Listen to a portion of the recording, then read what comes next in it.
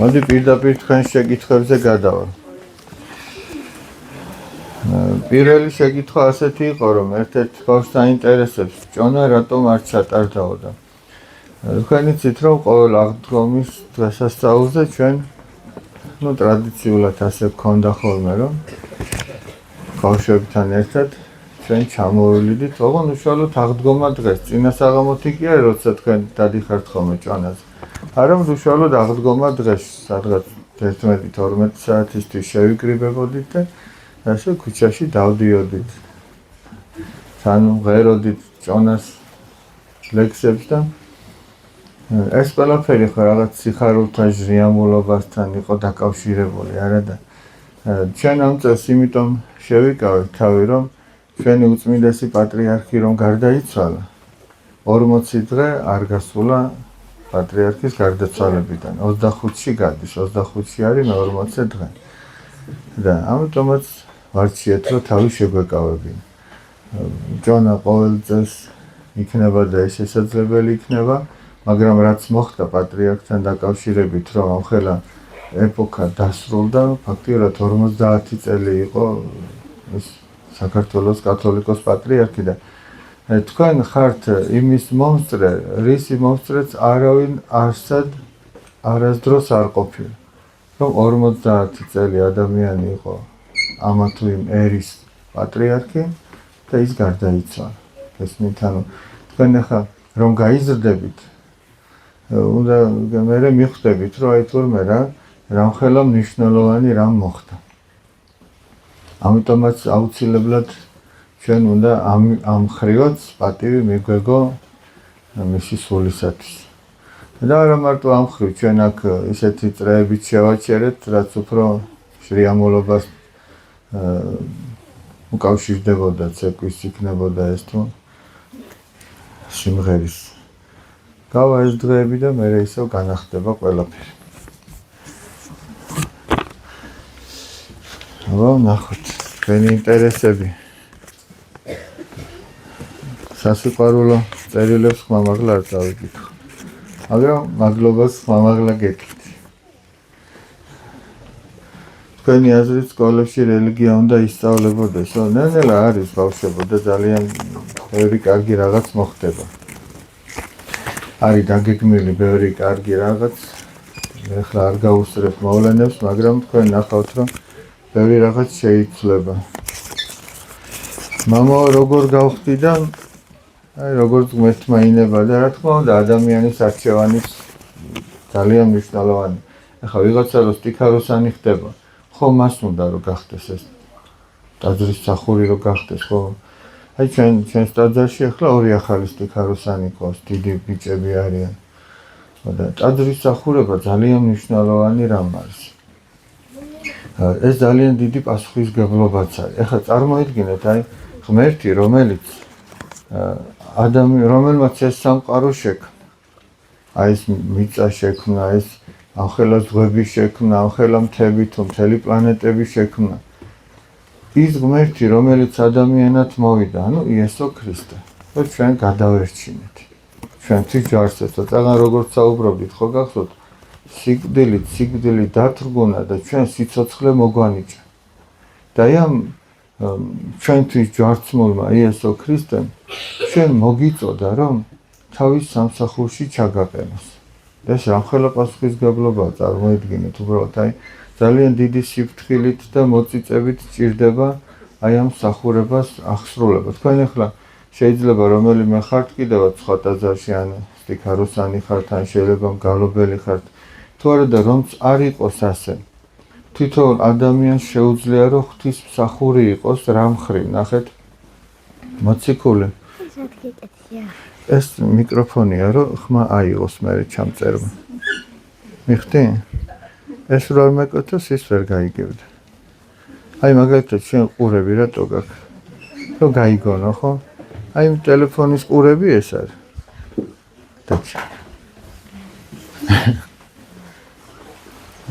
მოციქული იაკობი ნახეთ რას ამბობს.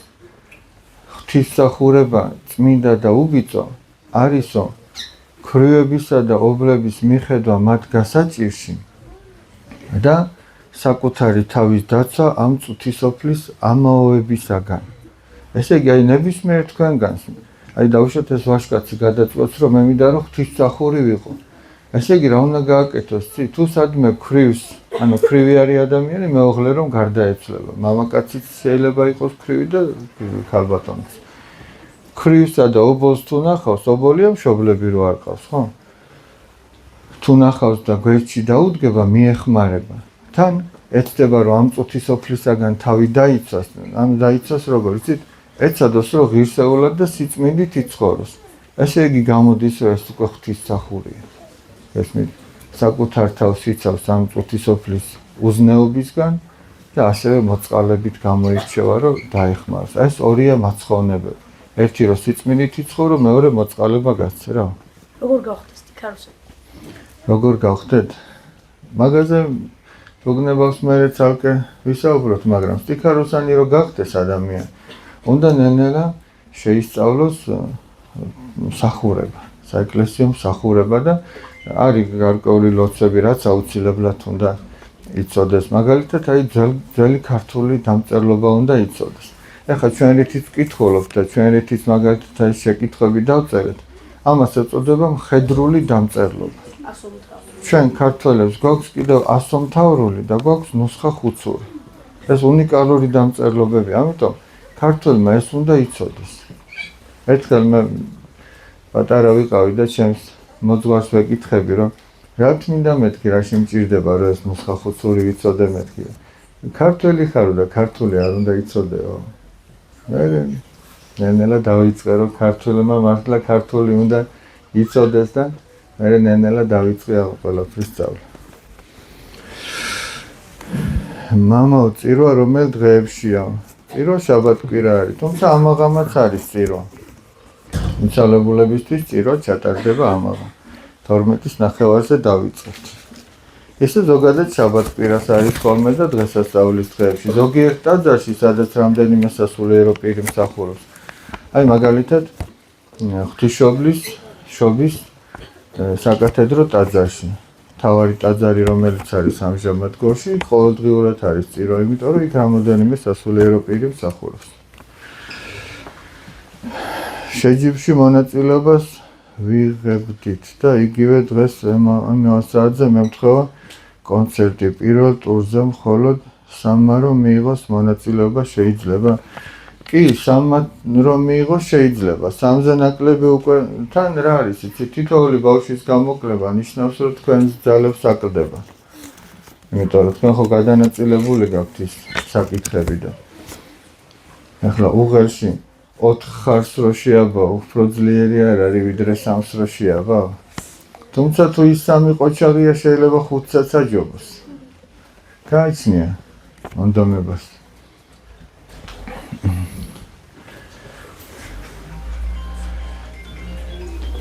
დღეს გამისთევაზე რომ წამოვიდეთ ხვალ სკოლაში წავალთ თუ არაო? თუ იმიტომ უნდა წამოხვიდე გამისთევაზე რომ ხვალ სკოლაში აღარ გაგიშვან, ეგ არასწორი мотиваციაა. მაგრამ ნახე, თუ ეცდები რომ გამისთევაზე წამოხვიდე იმ განწყობით რომ ხვალაც ადგები და სკოლაში წახვალ, ეგ კარგია. და ხვალ რომც ვერ ადგე, ოღონდ გულწრფელად ვერ ადგე იმისთვის რომ სკოლაში წახვიდე. მაგითი იმდენად არ დააშავ, მაგრამ აი განწყობა რომ მოდი ღამე იმიტომ წავიდე რომ ხვალ სკოლაში აღარ გამიშვან, ეგ არაკეთის ინდისიერი მიდგომაა საკითხისადმი. ჩვენ წირვაზე იმიტომ კი არ მივდივართ რომ რაღაცას გადაურჩეთ. არამედ წირვაზე ღვთის სიყვარულისთვის მივდივართ. და სკოლაშიც ღვთის სიყვარულისთვის მივდივართ. გესმით? მიეცითო კეისარს კეისრისა და ღვთისა ღმერთს. თუ ორივე შეგიძლია გააკეთო, ორივე უნდა გააკეთო. ეს მითამაშია საქმე. თუ ასაგზია დამოკიდებული გითხარით, რამდენი წლისა უნდა წავიდეს? სკოლაში უნდა წავიდეს 6 წლიდან. ბავშვი და სადღაც 16-17 წლამდე, სავარაუდოდ. დანარჩენი ახლა მონდომების საკითხი. რა სიტყვით მეორედ მოსვლის შესახებ? მეორედ მოსვლის შესახებ იმას ვიტყვი, რომ ახლა წარმოიდგინეთ, აი ქრისტე, რომელიც ჩვენთვის ჯვარზე გაეკრა, ის უნდა მოვიდეს. და ის რომ მოვა ჩვენ უნდა დავხდეთ აქ მაშინ ცოცხალი ვიქნებით თუ გარდაცვლილი ვიქნებით სულ ერთია ჩვენ ყველანი შევეგებებით უფალს როგორც მოციქული პავლე ამბობს ეხლა უყურე აი დაუშვათ აი ამ ვაჟკაცმა რომელიც ამბობდა რომ როგორ შეიძლება სტიქაროსანი გავხდო დაუშვათ აი ვიღაცა მაწყენინა და ქრისტეს სიყვარულისთვის მოითმინა კი უნდოდა რომ სამაგიერო გადაეხადა მაგრამ თქვა რომ მოდი რადგან უფალმა ესე მითხრა რომ აპატიეო კი ვარ გაბრაზებული მასზე მაგრამ მოდი ქრისტეს გულისთვის ვაპატიებ დაუშვათ ვიღაცა გაჭირებაში ნახა კი ეზარება და ენანება რომ გაუკეთო სიკეთა მაგრამ თქვა რომ მოდი უფალმა ხოლმე მოწყალების მცნება მომცა მოდი გავიჭირებ მე და მივარ და გავუკეთებ სიკეთეს და დაუშვათ სადღაც სიწმინდით მოქცევა საჭირო ღირსეულად ვიღაცები დასცინიან ამის გამო რომ შენ ესე იგი როგორ იქცევი რატო ჩვენაირად ცუდად არ იქცევი ამ დაცინვასაც მოითმეს ქრისტეს სიყვარულისთვის და იქაც ბოლომდე ღირსეულად გააგრძელებს და აი ესე რომ ბევრი რაღაცეები გადაიტანოს ქრისტეს სიყვარულისთვის ადამიანი როგორც წმინდა ილია მართალი ამბობდა ქრისტე ღმერთი ჯვარს ეცვა ჩვენთვისო და ჩვენც ჯვარს ვეცვით ქრისტე ღმერთისთვის ანუ ჩვენი ერი და აი ესე რომ ამდენ რაღაცეებს გადაიტანს ქრისტეს სიყვარულისთვის როგორი სიხარულით დაელოდება უფალს ხო მართალი ერთი სული ექნება რომ ნეტავი უფალი მალე მოვიდეს მაგრამ თუ ადამიანი უამრავ ცოდვას ჩაიდენს და არ ნანობს თავის ცოდვას იქ სადღაც ვიღაცას სამაგიეროს გადაუხდეს იქ ვიღაცას მოვატყუებს იქ ვიღაცას დასცინებს იქ რაღაც უწმინდურად მოიქცევა და ამ ყველაფერს არ ნანობს ან უფლის მცნებებს არ ასრულებს და არც ნანობს ამ ყველაფერს უფლის მოსვლა მისთვის ვერ იქნება ისეთი სასიხარულო ძალიან რბილად რო თქვა პირიქით შეეშინდება აი მე ახლა უფალი მოდის გახსოვთ ტალანტებზე რო ვნახულობთ ხოლმე იგავს ზოგს 5 რომ მისცა ზოგს 2 ზოგს 1 იმ ორმა ხო იშრომა 5-ის და 2-ის მიმღებმა და როგორ სიხარულით ელოდებიან ბატონი რო დაბრუნდება მაგრამ ერთის მიმღებმა რომ მიწაში ჩაფლა თავისი ტალანტი ის სიხარულით ვერ ელოდება იმიტომ რომ იმას ეშინია აი მე ახლა დაბრუნდა ბატონი გესმით ამიტომ ჩვენ თუ გინდა რომ სიხარულით შევეგებოთ უფლის მოსვლას არა ვეცადოთ რომ ქრისტეს მცნებებით ვიცხოვროთ შეცდომები გვექნება მაგრამ ეგ არ არის პრობლემა არის იმ შეცდომებს რომ არ ვნანობთ და არ ვცდილობთ რომ რაღაც შევცვალოთ და გამოვასწოროთ ისე რომ უფლის მოსვლა მეორედ მოსვლა სასიხარულო იქნება თუ სამწუხარო ეს ჩვენზეა დამოკიდებული აი დღეს ჩვენ როგორ ვიქცევით აღსარებას ვამბობთ ქრისტეს მცნებებით ცხოვრებას ვცდილობთ მოწყალებით დაუშვათ ადამიანისადმი შემბრალებელი დამოკიდებულება გვაქვს თუ პირიქით სასტიკები ვართ ერთმანეთის მიმართ აი უფალი როგორ გვეუბნება ნახეთ მთავარი რა არის რა ისწავლეთო ჩემგანო ნახეთ მოდით ჩემთან ყოველი მაშვრალი და ტვირთმძიმეო და ისწავლეთ ჩემგან რადგან მშვიდი ვარ და დაბალი გულითავ და იპოვით თქვენი სულის განსვენებას ესე იგი თამდაბლობა და სიმშვიდე უნდა ისწავლო ღვთისაგან და თუ ეცდები რომ ეს ისწავლო და უფალს მიემსგავსო შენთვის სიხარული იქნება უფლის მოსვლა აბა ვნახოთ ხო სასიყვარულო წერილები როგორც ვთქვით მადლობელი ვარ ამ სიყვარულისთვის თქვენ არიცით ეს თქვენი სიყვარული როგორ მომხნევებს ხოლმე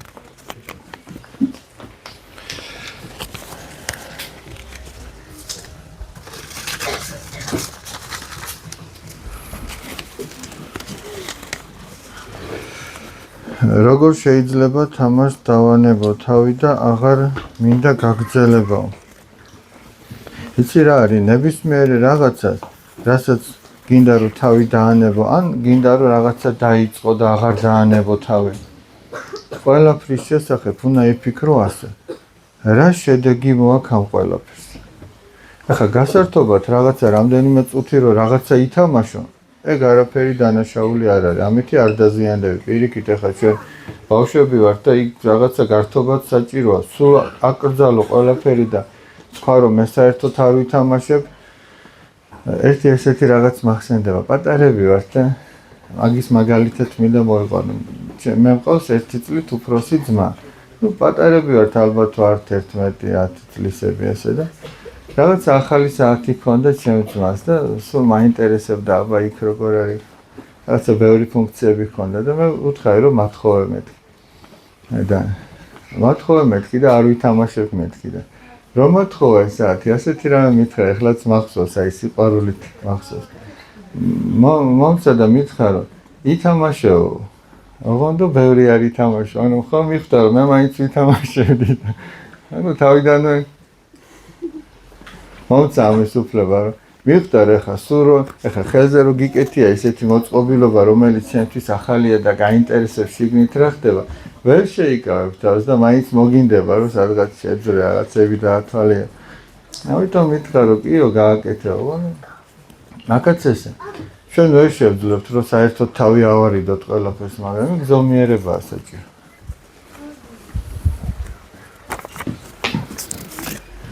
ოღონ თუ ეს ეხება ბავშვობა თუ ეს მოზრდილი ბავშვის შეკითხვაა და უკავშირდება აზარტულ თამაშებს ანუ კაზინოს და რაღაცა სათამაშო აპარატებს ეს მაშინვე უნდა დაანებო თავი იცი რატო უნდა დაანებო უამრავი ადამიანი დაღუპა ამ თამაშებმა ეშმაკი ისეთი დახელოვნებულია რომ შენ გატყუებს მიგიზიდავს და ბედნიერებას გპირდება სიხარულს და მერე იმდენად ძლიერია ეს უნება რომ ვეღარ ანებებენ ახალგაზრდები თავს და ზოგი ამის გამო ჯარი წერია ყველას ზოგი ამის გამო თავს იკლავს მე რომ რაღაცა წააგებს რაღაცა უიმედობაში ვარდება ამიტომ იმას საერთოდ არ გაეკარო ჯობია იცოდე რომ ის მხოლოდ დაგღუპავს მას სიკეთე არავისთვის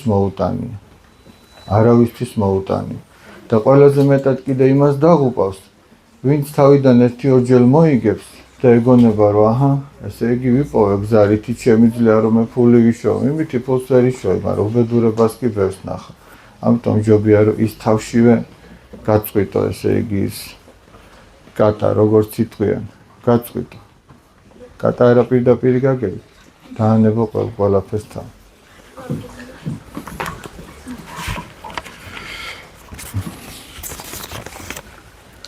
ლოცვისას ეკლესიაში პირჯარს სამჯერ რატო ვიწერთ? შეგვიძლია სამჯერაც გადავიწეროთ და შეგვიძლია ერთხელაც, თუმცა თითოეული პირჯრის გადაწერა სწორად უნდა იყოს. სწორად როგორც ფორმა, აი როგორ დავუშვათ, ზოგი ასე უჭირავს ხელი და ეს თითები ჰაერშია, ხასი არ უნდა ეს თითები ხელის გულზე უნდა დაიდო. ნახეთ, ეს სამი თითი ერთად რომ გვიჭირავს. ყოვლადწმინდა სამების გამოა ასე. მამა ღმერთი, ძე ღმერთი და სულიწმინდა ღმერთი ერთად გვიჭირავს, რადგან ერთი ბუნება აქვს ღმერთს. სამპიროვანი ერთი ბუნება. ეს ორი თითი ხელის გულზე რას განასახიერებს, იცით, რომ ღმერთი ადამიანად მოვიდა, აი მიწაზე მოვიდა ეს ხელის გული. წარმოიდგინეთ, რომ მიწაზე მოვიდა ღმერთი, სამყაროს შემოქმედი ღმერთი ადამიანად მოვიდა ბეთლემში ხო იშვა ქალწული მარიამისაგან. და ორი თითი რომ არის ქრისტეს ხო ორი ბუნება აქვს ღვთაებრივი და ადამიანური ჩვენ ადამიანები ვართ ერთი ბუნება გვაქვს ადამიანური მაგრამ ქრისტეს უყურებ რომ ადამიანია მაგრამ ის მას ღვთაებრივი პიროვნება იესო ქრისტე და ორი ბუნება აქვს ადამიანური და ღვთაებრივი აი ეს ხელის გულზე რო გიდევს ორი თითი და სამი თითი ერთად და მე უნდა ეცადო რომ სწორად გადაიწერო პირჯვარი და თან უნდა იფიქრო რომ ქრისტე ჩვენთვის ჯვარზე გაეკრა და რომ ამ ჯვარს ძალიან დიდი ძალა აქვს.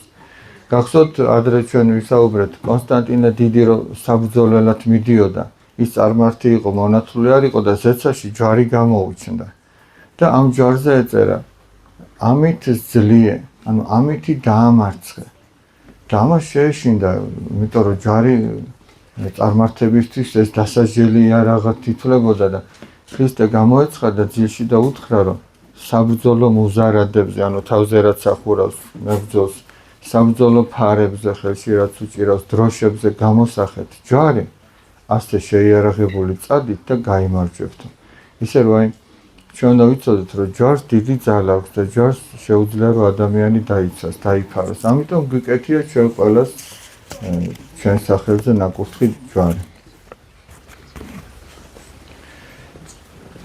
როგორ არჩევენ პატრიარქსო? პატრიარქს ასე არჩევენ. წმინდა სინოდის მღვდელმთავრებიდან შეირჩევა 3 კანდიდატი და ამ 3-დან ისევ წმინდა სინოდის მღვდელმთავრები ამოარჩევენ ერთს. ეს არის ძალიან დიდი და მძიმე ჯვარი, ძალიან საპასუხისმგებლო ჯვარი. და ეს არის ღვთაებრივი მოვლენა, ესე იგი, რომ ღმერთი შენ დაგაკისრებს ჯვარს, რომელიც შენ მთელი ცხოვრება უნდა ზიდო. ამიტომაც ჩვენ უნდა ვილოცოთ, რომ ვისაც აირჩევენ პატრიარქად, არა, რომ ღმერთი შეეწიოს, რომ ესე იგი ღვთისათნოთ წემსოს მასზე მინდობილი ერი, რომელსაც უნდა წაუძღვეს წინ სულის გადარჩენისათვის, ისევე როგორც აკეთებდა ამას ჩვენი უწმიდესი პატრიარქი ილია მეორე. რატომ გადაწყვიტეთ, რომ კონკრეტულად ამ ადგილას აგეშენებინეთ ეკლესია, სადაც ზიარება ტარდება? მე არ გადამიწყვეტია ეს, ამას მღვდელი არ წყვეტს. ამას მღვდელმთავარი წყვეტს, მეოფე ანდრია წყვეტს ხოლმე ამ საკითხს, სადაც აშენდეს ტაძარი და ვის სახელზე იყოს და ასე შემდეგ. ისე რომ ჩვენ როდესაც მეოფე ანდრია გვეწევა ფერისცვალების დღესასწაულზე, და შეგიძლიათ შეეკითხოთ. მოგძანდეთ და შეეკითხოთ. ეს ამას ბოლოსთვის შემოვინახა. შეიძლება მიხდით რატომაც, მაგრამ მაინც. სეფისკვერი როგორ მზადდება? სეფისკვერი როგორ მზადდება, მე ამას ახლა კონკრეტულ დეტალებს ვერ გეტყვით, მაგრამ ჩვენი ეპარქიისთვის ვიცი, რომ მზადდება ატენის დედათა მონასტერში, მონაზვნები აცხობენ. მოზელენ ცოლსა ხუმელში გამოაცხობენ. იქ ზემოთ სპეციალური ხის ბეჭედია, ბეჭედის კი არა, ხელზე რო გიკეთია. არავინ ამოტიფრულია და გამზადებულ ცომს ზემოდან დააჭერენ, ასე რომ გამოისახოს ან ყოლა წმინდა ღვთისმშობელი, ან ჯვარი გამოისახოს და იმ ჯვარზეც ასე აწერია. იესო ქრისტე ძლევა. გახსოვთ წაღარო გითხარით, ამით ძლიერო რო აწერია. აი სწორედ ქრისტემ სწორედ ჯვრით დაამარცხა დაცემული ძალა და ჩვენ სიცოცხლე მოგვანიჭა. მამა ბავშვების გადაღებულ დედის გულიდან ამოხეთქი ლოცვას, სიყვარულით ყველას უნდა და ასე შემდეგ უყუროთ გთხოვთო. გახსოვთ ეს ვიდეოები? ჩვენმა ბავშვებმა რომ გააკეთეს. შეიძლება. ოღონდ ახლა ზუსტად არ მახსოვს სად არის და უცბად თუ გავიხსენე გაყურებინოთ, მაგრამ მე ძალიან მნიშვნელოვანი რამ მინდა გაყურებინოთ და მაგაზე მე.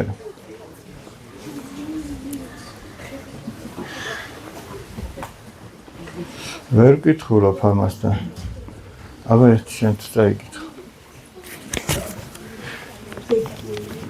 მე პატარაობიდან ძალიან ცუდი კალიგრაფია მაქვს და სადმე თუ ლამაზად წერია ვერ გკითხულობ ხოლმე იმას. რა არის კვირა ცხოვრება? კვირა ცხოვრება არის აღდგომის განახლება. კვირა ცხოვრება, ანტიპასქა, ასედაც ეწოდება, ანუ პასქას ნაცვალი, აღდგომის ნაცვალი. ბეტმენი, ეშმაკი, სპაიდერმენი, ჰარი პოტერი, ეშმაკები არიანო? ესენი არიან პერსონაჟები. პერსონაჟები არიან. ამა თუ იმ ფილმისა თუ მულტფილმის.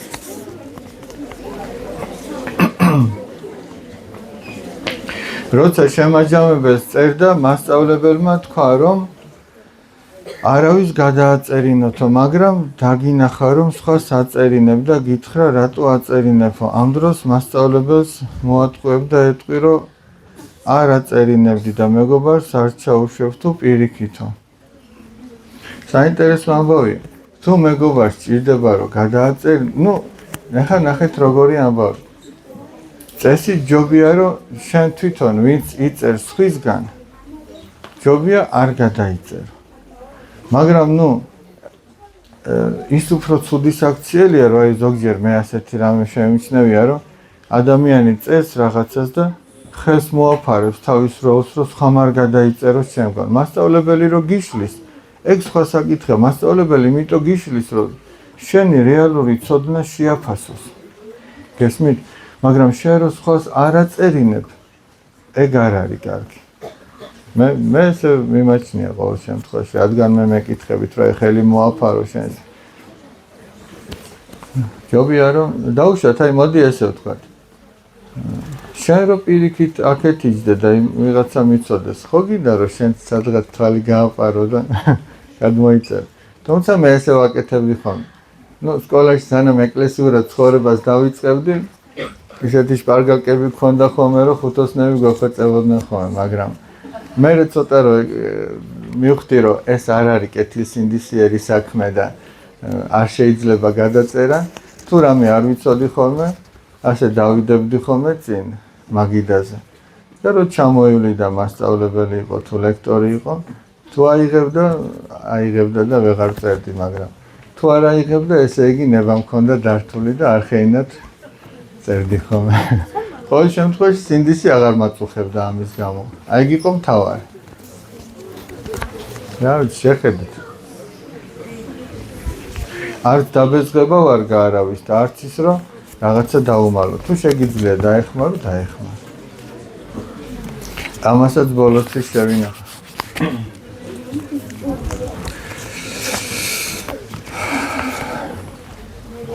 ვიდეო ხდება სოციალურ ქსელში, რომ თუ არ მოვიწონებთ, ღმერთი არ მიყვარს და მე არ ვიწონებ და ამის გამო ღმერთი დამსჯის. სხვადასხვა თბილისში ვიყავი ბავშვებთან შეხვედრაზე და იქაც იყო ეს შეკითხვა. ჩვენს პატარაობაში ბავშვებო იყო ხოლმე ასეთი რამ, იქ ტელეფონები არ იყო, არც ინტერნეტი არ იყო, არაფერი, მაგრამ აი თაბახის ფურცელი. აი ეს არის თაბახის ფურცელი. არ ვიცი საიდან ჩნდებოდა ეს, მაგრამ ვიღაცა მოგცემდა ამ ფურცელს. აქ ეწერა რაღაცა ტექსტი, ასეთი ბედნიერი იქნები, ისეთი იქნები, ასეთი. თუ 20 ეგზემპლარად, ან 20 ასლს არ გააკეთებ და ვინმეს არ დაურიგებ 20 ადამიანს, რაღაცა ასეთი და ასეთი რაღაცეები მოგივა. თუ გააკეთებ და დაურიგებ, მაშინ ბედნიერება გეწევა.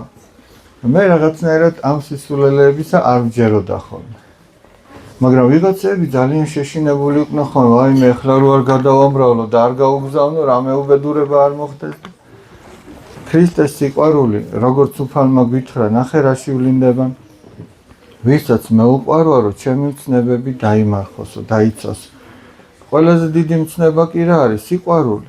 აი ადამიანი რომ გიყვარს, ადამიანს რო აფასებ, ადამიანს გაითვალისწინებ, აპატიებ, დაეხმარებ, აი მაგაში ვლინდება ქრისტეს სიყვარული და იმისი ნუ შეგეშინდებათ იქ ამინს დაწერ თუ რას დაწერ, ეს არც გაგაბედნიერებს და თუ არ დაწერ, არც გაგაუბედოს. ეგ სულ ერთი.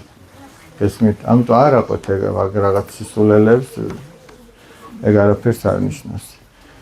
მაგრამ სამწუხარო ის არის, რომ ამას წინათ ნახე, მე დამაინტერესდა, აბა მართლა მე უწერენ ამ კომენტარებს და ერთი ის ნახე, ეგრეთ წოდებული პოსტი. და 1200 კომენტარი ჰქონდა, ესე ამინ და ვიცი რა ვიფიქრე, რომ რა ცუდ დღეშია ის ხალხი, ვინც ამას წერენ.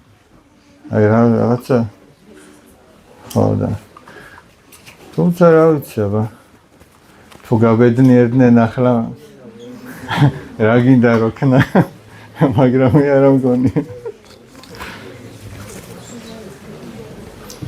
წითელი კვერცხი გავტეხე და ეცოდოთ მეთვლება. წითელი კვერცხი უნდა გატეხო და უნდა შეახრამონო და ეცოდოთ სულაც არ გეთვლება.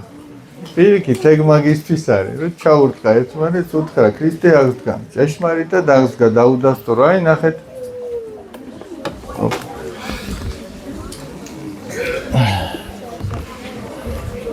აი ჩვენი ბავშვების ნახატები. წითელი კვერცხი, პასკა, ჯეჯილი. სანთელი. რატო მაინც და მაინც ჯეჯილი, რატო ვთესავთ ამ ჯეჯილს? იცი რა საინტერესო ამბავია? უფალი ასეთ რამეს ამბობს. თუ არ დაიღალეთ. უფალი ამბობს, რომ მარცვალი, აი ხორბლის მარცვალს ხო თესავთ ჩვენ? ნუ თქვენ ძირითადად სკოლაში, ბამბაში თესავთ ხოლმე, ხო? მიწასაც უყურთ ხოლმე, ისე ხო მიწაზე ითესება და ხორბლის მარცვალი თუ არ ჩავარდა მიწაში და არ მოკვდაო, ის ნაყოფს ვერ გამოიღებს. მაგრამ თუ ჩავარდა და მოკვდა, ის მრავალ ნაყოფს გამოიღებს. ეს უფალმა თავის თავზე თქვა, რომ ქრისტე ხო ჩვენთვის მოკვდა. მაგრამ აი ეს მარცვალის დაბლა რო ჩადის, ის კვდება და მერე ნახე როგორი ახალი სიცოცხლე ამოდის. ჯეჯილი ხო ამოდის. ეს ქრისტეს აღდგომის სიმბოლოა, გესმით? ამიტომაც ჩვენ ვთესავთ. სხვაგან ამბობს უფალი, რომ მე ვარო პურიო, რომელიც ზეციდან გარდა მოვხდა. ზეციური პური ვარ და ვინც ამას შეჭამს, თავის თავში სიცოცხლე ექნება. ანუ აქ უკვე ზიარება იგულისხმება, როდესაც ადამიანი ეზიარება, ესე იგი ის ქრისტეს სისხლსა და ხორცს იღებს. ანუ ქრისტე შემოდის ჩვენში და ადამიანში სიცოცხლე შემოდის.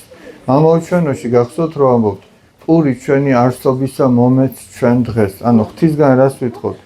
ჩვენი სიცოცხლის, ჩვენი არსებობის შემნარჩუნებელი, მომნიჭებელი პური მოგვეციო და ეს არის პირველ რიგში ქრისტეს სისხლი და ხორცი. კარგი, მოდი ახლა რომ აღარ გადაგღალოთ, იმას გეტყვით, რითაც დავიწყეთ. მე მინდა რომ ჩავრთო ახლა ეს ფილმი.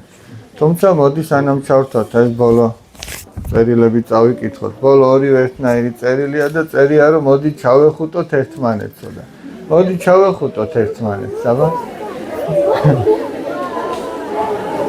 ჩაეხუტე.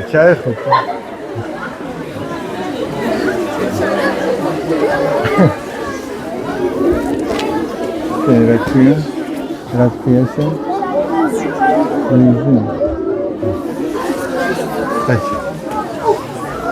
ბავშვებო, მოდი ეგ აღარ გინდა.